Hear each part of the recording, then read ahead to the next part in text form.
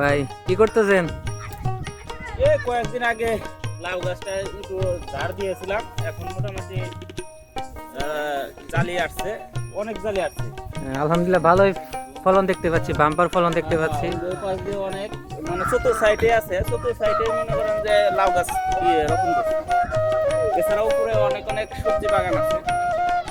এখানে কি কোনো বীজ বা ভিটামিন প্রয়োগ করছেন কিনা? হ্যাঁ হ্যাঁ, অবশ্যই বিষ না দিলে তো আর এইরকম এত সুন্দর জালি আসতো না। এটা সবই অবদান আমাদের রুবেল এন্টারপ্রাইজের। তার কাছ থেকে বিষ আইনে এই বিষ প্রয়োগ করে এরকম মানে জালিটা টিকা থাকে আর কি। অন্য অন্য জায়গাতে বিষ আনছিলাম, এই এরকম ঝরে পড়ে যাইতো, ঠিক আছে। পোকামাকড় দমনের জন্য হ্যাঁ হ্যাঁ আনছিলেন? হ্যাঁ হ্যাঁ, হ্যাঁ, পোকামাকড় দমনের জন্য এবং কি জালি জালি বেশি পরিমাণে জালি আসে, এই যে জালিগুলো নষ্ট হয় না ওই বিষ প্রয়োগ করলে। আমরা দেখতে পাচ্ছি অনেক ভালো ফলন, বাম্পার ফলন বলা চলে আর কি। এদিকেও দেখতে পাচ্ছি, এদিকেও আপনার না?